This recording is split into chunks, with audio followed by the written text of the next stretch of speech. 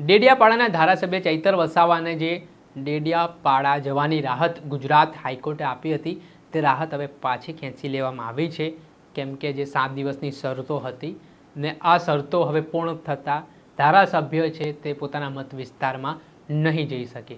વિગતે વાત કરીએ સમગ્ર નર્મદાના રાજકારણની।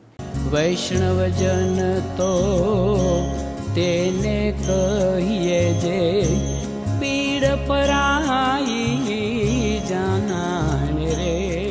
દર્શક મિત્રો, નવજીવન ન્યૂઝમાં આપનું સ્વાગત છે। હું છું ફૈઝાન। વાત કરું તો આ વખતે સ્થાનિક સ્વરાજ્યની ચૂંટણીના પરિણામે નર્મદા જિલ્લામાં સૌ કોઈને ચોંકાવી દીધા, જેમાં ડેડિયાપાડાના ધારાસભ્ય ચૈતર વસાવા સામે તેમની સહાનુભૂતિ જે લોકોમાં જોવા મળી તેની અસર એવી થઈ કે ભારતીય જનતા પાર્ટી આજે નર્મદા જિલ્લામાં વિપક્ષમાં જોવા મળી।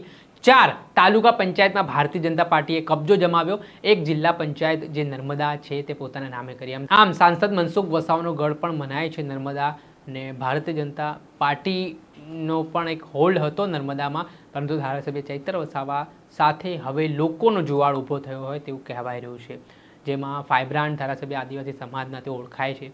જ્યાં જ્યાં ધારાસભ્ય ચૈતર વસાવા ભાષણ કરવા, રેલીઓ કરવા જાય છે ત્યાં આદિવાસી સમાજના અત્યાચારનો મુદ્દો ઉઠાવતા હોય છે, ભ્રષ્ટાચારનો ઉલ્લેખ કરતા હોય છે, ને જે રીતે તેમણે આ વખતે કેમ્પેન દરમિયાન વડાપ્રધાન નરેન્દ્ર મોદીનો જે નર્મદા પ્રવાસ હતો કેવડિયાનો, ને આ દરમિયાન આદિવાસીના ગ્રાન્ટમાંથી એ પૈસા ફળવાયા હોય તેવા આક્ષેપો જે તેમને લગાવીને પ્રચાર કર્યો, ક્યાંક ને ક્યાંક આ પ્રચાર પણ તેમને ફળ્યો હોય તેવું કહેવાય રહ્યું છે। આદિવાસી સમાજના લોકોની સહાનુભૂતિ જોવા મળીને એ વોટમાં કન્વર્ટ થઈ 4 તાલુકા પંચાયત અને એક જિલ્લા પંચાયતમાં આ વખતે આમ આદમી પાર્ટીની ઝાડુ છે તે ચાલી હોય તેવું ચર્ચાઈ રહ્યું છે।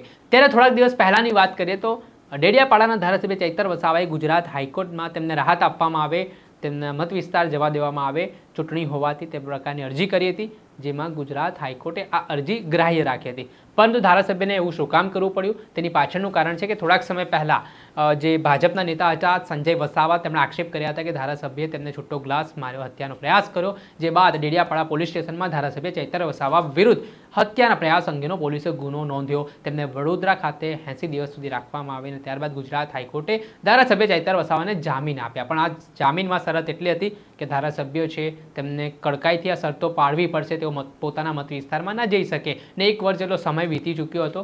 ધારાસભ્ય ચૈતર વસાવા તેમના વિસ્તારમાં નહોતા જઈ શકતા હતા, પરંતુ જે તેમના નજીકના લોકો હતા તેઓ તેમનાથી દૂર થતા હોય તેવી સ્થિતિ જોવા મળતી। ભારતીય જનતા પાર્ટીએ ઓપરેશન લોટસ અંતર્ગત ચૈતર વસાવાના જે નજીકના લોકો હતા તેમને તોડવાના પ્રયાસો કર્યા, પરંતુ તે ફાવ્યા નહીં, ને જે ચૂંટણીના પરિણામો આવ્યા તેની કોઈ પણ અસર એ ધારાસભ્યના નજીકના માણસો પાર્ટીને છોડીને ગયા તો પણ દેખાઈ નહીં।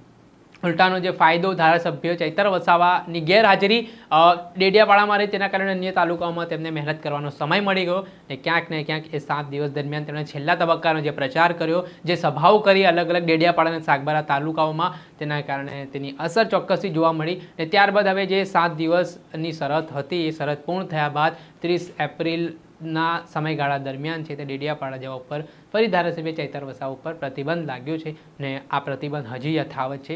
એ ગુજરાત હાઈકોર્ટ ઉપર હવે નિર્ભર છે કે ક્યાં સુધી ધારાસભ્ય માટે આ પ્રતિબંધ છે તે જાળવી રાખવામાં આવે છે। દર્શક મિત્રો, આવા જ નવા વિડીયો સાથે આપણે માહિતગાર કરતા રહીશું, આવા એનાલિસિસવાળા વિડીયો આપના સુધી પહોંચાડતા રહીશું, એટલે નવજીવન ન્યૂઝ જોતા રહો।